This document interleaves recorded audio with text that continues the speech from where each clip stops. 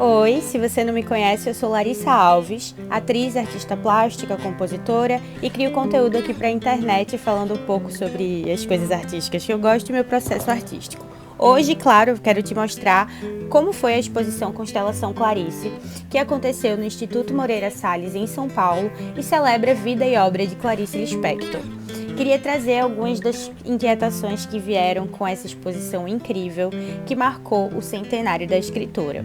A curadoria foi assinada por Eucanaã Ferraz e Verônica Stiger e a mostra reúne aproximadamente 300 itens, incluindo manuscritos, fotografias, cartas, discos, matérias de imprensa e vários outros documentos. E a proposta da curadoria, para esse nome, Constelação Clarice, era não trazer uma exposição somente com a narrativa biográfica focada na pessoa de Clarice, mas mergulhar na obra dela, identificar aquilo que era recorrente para aquela mulher, para Clarice, e relacionar essa arte com obras de mulheres que no mesmo período estavam marcando a história da arte brasileira. A exposição conta com 11 núcleos de obras de arte criadas por 26 artistas visuais atuantes entre a década de 40 e 70. Então, é uma grande teia que gera essa constelação, os temas de Clarice que conseguem unir todas aquelas artes que estavam acontecendo naquele período. Os núcleos da exposição, inclusive, todos têm títulos tirados dos escritos de Clarice. Eu Não Cabia, por exemplo, fala da casa, um tema que é muito fundamental em Clarice, e é onde suas personagens moram e se relacionam com a família. Outros temas que também aparecem nos núcleos é a relação com o sobrenatural, a adoração por tudo que existe, a relação de Clarice com a pintura e até mesmo sua preocupação com questões sociais da época, ainda que dentro da sua posição de mulher branca de classe média. E depois de dizer tudo isso, vamos ver como é que foi essa exposição na prática, Eu gravei alguns takes por lá. Eu viajei para São Paulo, foi exclusivamente para ver Clarice. Eu vi a exposição no Instituto Moreira Salles. Era um dia chuvoso, então eu almocei, me organizei e fui em direção ao IMS. Tava super animada, gente, porque Clarice é a minha escritora favorita do mundo. Inclusive, eu adoro retratar ela nas minhas próprias telas. Daqui para o final do vídeo eu mostro um pouquinho sobre. Logo de cara eu pude perceber a curadoria trazendo a concepção do espaço labiríntico, Você via muitas esquinas assim, e esse labirinto associado à feminilidade, que faz um contraponto aos ângulos retos associados à racionalidade e ao masculino. E uma parte que muito me tocou e emocionou nessa exposição foi realmente o núcleo que mostra as telas de Clarice, sua expressão nesse sentido de pintura. Para quem não sabe, entre 1975 e 76, Clarice Lispector se dedicou à pintura em tela sem nenhuma ambição profissional, pelo visto, até porque ela nunca expôs o que produziu. E assim, nos quadros, nas telas de Clarice, a gente pode ver esse colorido intenso, a recusa de contornos definidos, o uso diverso de materiais e texturas. Em algumas telas você pode ver até esmalte na madeira. Numa nota pessoal aqui minha sobre esse processo, eu estava muito emocionada de estar diante das telas de Clarice, porque assim que eu me descobri na arte através do teatro, eu comecei a ler Clarice Lispector e eu sempre escrevi, então ela sempre foi uma referência para mim nesse sentido da escrita. E quando eu comecei a pintar, muito timidamente, insegura, mas com aquela vontade de expressar uma coisa que não fosse palavra, eu comprei o livro Água Viva e logo no início da leitura a gente vê ela relatando o seu processo com a pintura e relacionando ele com suas palavras, com a palavra e falando muito sobre esse antes da palavra. Foi como um abraço pintar enquanto eu lia Clarice falando sobre seu processo com a pintura. E que bonito, e poético pensar nessa vida perecível do artista que deixa no mundo uma arte perene, que atravessa, que conecta, que inspira. Em um trecho do livro Um Sopro de Vida, Clarice deixa escapar um pouco do seu processo criativo com tinta e tela. Meu ideal seria pintar um quadro de um quadro. Vivo tão atribulada que não aperfeiçoei mais o que inventei em matéria de pintura. Ou pelo menos nunca ouvi falar desse modo de pintar.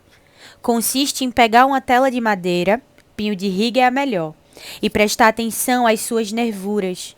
De súbito, então, vem do subconsciente uma onda de criatividade e a gente se joga nas nervuras, acompanhando-as um pouco, mas mantendo a liberdade.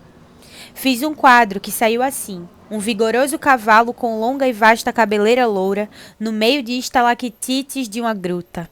É um modo genérico de pintar. E, inclusive, não se precisa saber pintar. Qualquer pessoa, contanto que não seja inibida demais, pode seguir essa técnica de liberdade. Entre as telas que Clarice pintou em vida, temos Caos, Metamorfose Sem Sentido, Pássaro da Liberdade, Sol da Meia-Noite, também a tela Esperança, Gruta, Interior da Gruta. Em outro trecho, Clarice revela: quero pôr em palavras, mas sem nenhuma descrição, a existência da gruta que faz algum tempo pintei. Eu não sei como. Só repetindo seu doce horror, caverna de terror, lugar de almas aflitas, substrato imprevisível do mal que está dentro de uma terra que não é fértil. Chamo a gruta pelo seu nome e ela passa a viver com seu miasma. Tenho medo então de mim, que sei pintar o horror. Eu, bicho de cavernas ecoantes que sou, e sufoco porque sou palavra, e também o seu eco.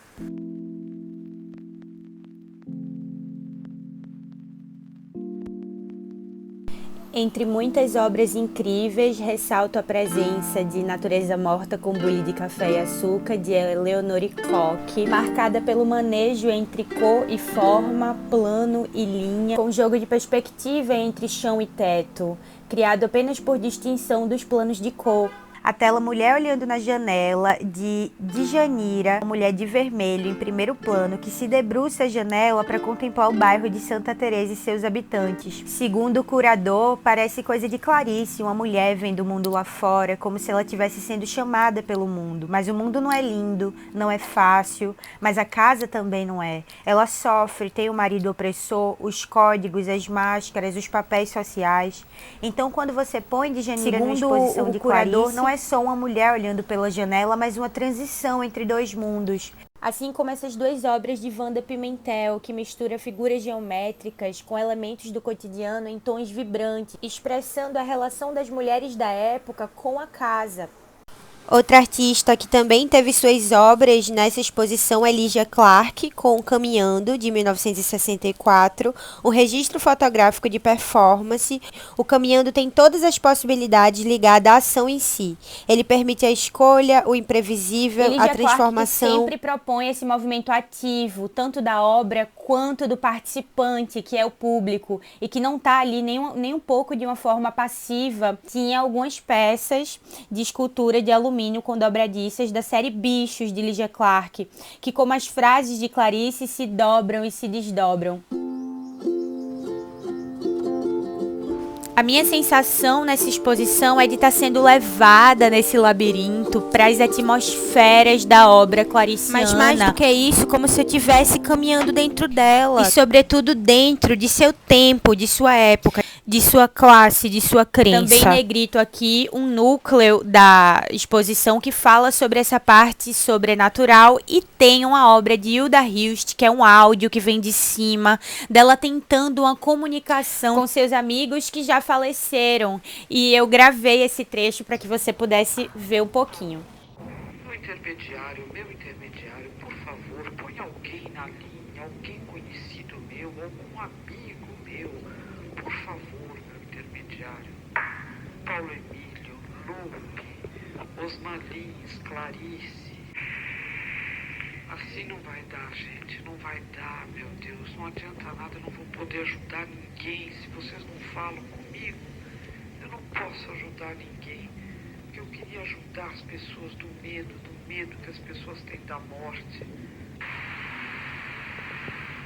Alô, Cósmico Contato, Hilda, tentando contato. Eu queria saber de alguns amigos meus. Osmar Lins, Clarice.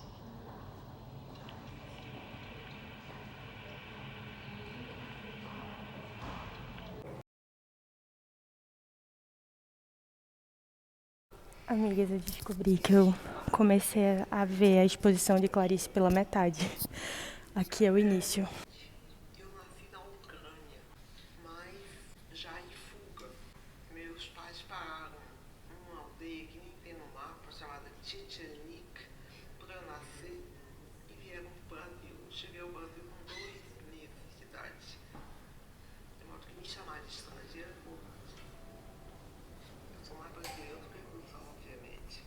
Aprender a ler e escrever, eu já fabulava. Inclusive, eu inventei com uma amiga minha meio passiva uma história que não acaba mais. Nunca. Que era o meu ideal, a história nunca acaba. Fiquei inspirada, eu não sei como, em 2 folhas de caderno, eu fiz 3 atos. Compacto mesmo, né? 3 atos. Essa peça era...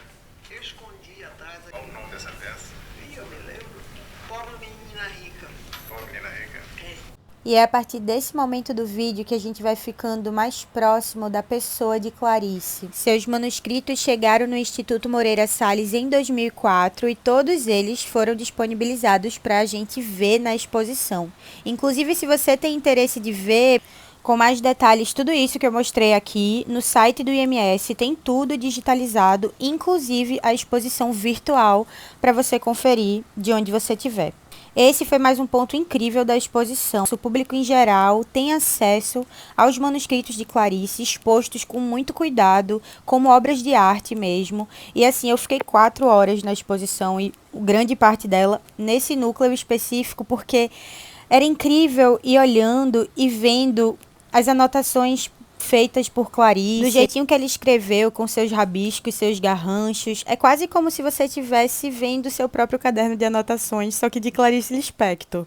E entrando para o apartamento Me Reflete, são 2 núcleos que trazem coisas da casa de Clarice, seus pertences. Então essas telas, por exemplo, que eu estou filmando na parede, eram as telas de Clarice. Ela era bem ligada às artes visuais também. Tem muitos documentos dela. Eu vi uma coisa muito curiosa, que foi um convite para o primeiro congresso de bruxaria, e ela esteve lá. A sensação era de estar dentro da casa de Clarice, olhando as obras que decoravam as paredes da sua casa e de alguma forma fazia parte do seu dia a dia. Seus discos, Mozart, Chopin.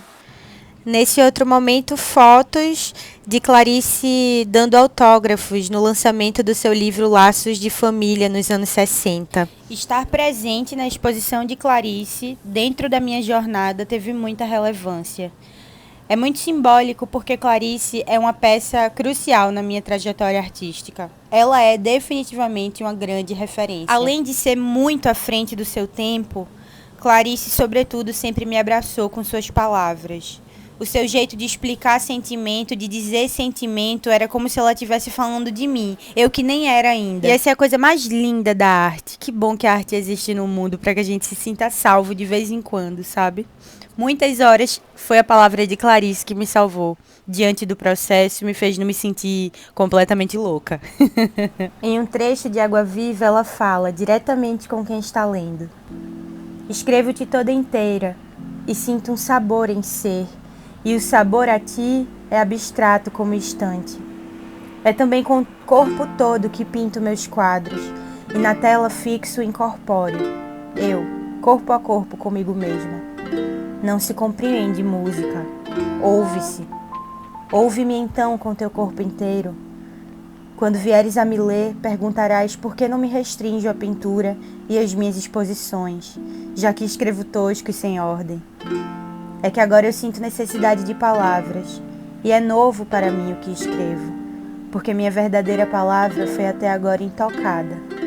A palavra é a minha 4ª dimensão. Hoje acabei a tela de que te falei, linhas redondas que se interpenetram em traços finos e negros.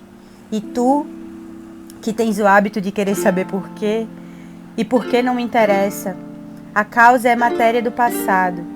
Perguntarás por que os traços negros e finos. É por causa do mesmo segredo que me faz escrever agora, como se fosse a ti. O que pintei nessa tela é passível de ser fraseado em palavras.